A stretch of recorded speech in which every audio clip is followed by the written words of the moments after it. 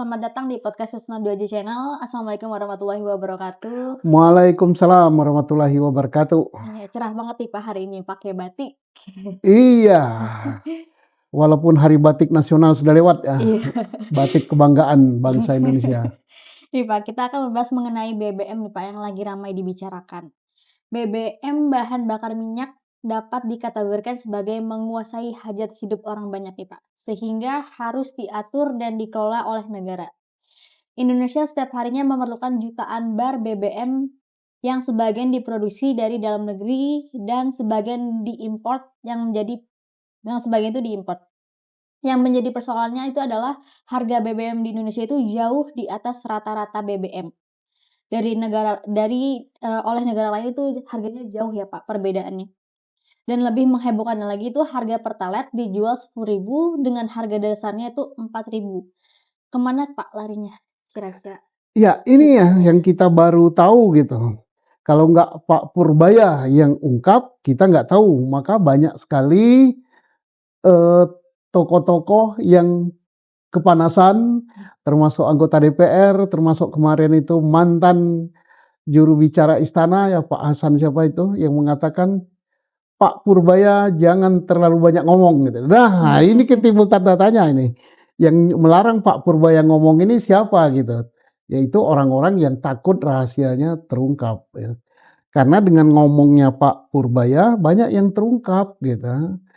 Terungkap deposito, terungkap juga duit yang nggak jelas pemiliknya, terungkap juga gitu harga kereta WOS, dan terakhir terungkap harga dasar BBM ya. Iya.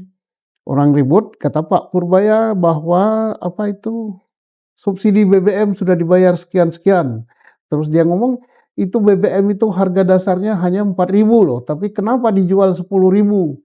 Kemana larinya? Nah, yang ngomong itu bukan orang sembarangan loh.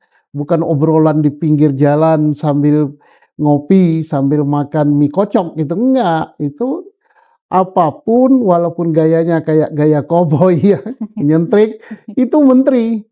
Omongannya omongan menteri, pasti ada dasarnya. Pasti yang dikatakan itu tidak sembarang omongan. Sehingga orang bertanya-tanya, lo 4.000? Nah, dan sampai sekarang Menteri SDM, Direktur Utama Pertamina juga nggak nanggapi gitu, nggak ngomong, diam 1.000 bahasa. Sehingga orang anggap ini benar ini kalau 4.000. Mahal sekali, kenapa? Harga dasarnya 4.000 disubsidi, kemudian dijualnya 10.000. Dan bukan hanya BBM aja loh, bukan hanya Pertalite aja. Dia katakan apa? Gas melon ya. Iya. Gas melon itu 12.500 katanya harga dasarnya, tapi dijualnya kok sampai 35.000 sampai berapa? Nah, kemana gitu sampai naik 300%. BBM Pertalite 10.000 sampai naik berapa itu? 2,5 lipat ya? Iya. 250%. Kemana? Lah kalau sehari 1.000.000 barel, 1 barel itu berapa liter itu? 1 barel itu banyak liternya gitu. Bisa puluhan juta liter. Kalau puluhan juta kalikan 5.000 aja, Udah ya lumayan itu ya udah Pak ya. triliun itu sehari. Nah, ini jangan dianggap enteng itu permainan BBM ini. Nah, kita ingin tanggapan daripada menteri terkait kayak apa sih, apa betul sih harga BBM itu 4.000? Ayo, Direktur Pertamina ngomong, Direktur Pertamina, ayo siapa namanya? Danantara ngomong juga gitu, karena Pertamina di bawah Danantara ya sekarang. Terus ayo siapa lagi? Menteri SDM, Pak Bahlil ngomong, benar nggak ini? Sehingga jangan sampai dibiarkan rakyat ini heboh, buat tafsiran sendiri-sendiri gitu ya. Apalagi sampai mendiskreditkan Pak Purbaya gitu ya. Kita ingin tahu yang jelasnya berapa sih? Kalau itu selisihnya sekian, kemana lari duitnya? Kalau lari duitnya selisihnya itu masuk ke negara, jadi APBN-nya bagus-bagus saja gitu, cukup bermanfaat untuk rakyat. Yang kita khawatir kalau masuk kantong gitu. Rekening pribadi ya Pak. Lalu mengapa Indonesia masih mengimpor BBM dari luar Pak? Apakah produksi dalam negeri itu tidak cukup? Nah, ini yang lucunya. Kita nggak begitu jelas gitu penjelasan dari pemerintah bagaimana. Kan kita ada blok Mahakam, ada blok ini semuanya menghasilkan BBM mentah ya. Tapi BBM itu dijual gitu. Dijual, sebagian dikilang, sebagian dijual, kemudian kita masih beli juga minyak mentah, karena katanya untuk cukupi kilang. Tapi yang parah lagi, kita mau beli juga minyak mateng gitu. Dan jadi nggak tahulah itu, karena saya ini kan bukanlah orang migas ya. Saya bukan juga pebisnis migas ya. Saya kan orang petani gitu, tapi sangat membutuhkan minyak dan gas tiap hari. Karena apa? Naik sepeda motor perlu itu, naik mobil perlu itu, dan terasa mahal gitu. Jadi pemerintah perlu menjelaskan, mengapa sih kita sudah memproduksi minyak mentah cukup banyak, tapi sebagian minyak mentahnya dijual. Kemudian kita beli minyak mentah lagi, kemudian beli minyak mateng lagi. Dan ini bertahun-tahun, dari dulu sampai sekarang kebutuhan minyak ini meningkat terus. Dan itu menghabiskan eh, sebagian besar APBN katanya untuk subsidi. Kita nggak tahu juga subsidi itu bagaimana gitu.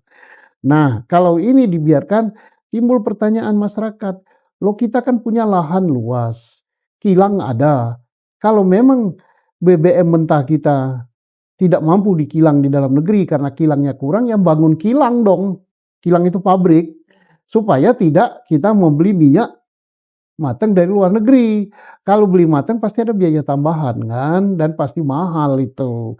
Nah jadi nggak tahu lah apa disengaja begitu, karena ada yang menikmati permainan jual minyak mentah, beli minyak mentah, kemudian impor lagi minyak mateng gitu. Kita nggak tahu, itu orang pintar yang tahu itu.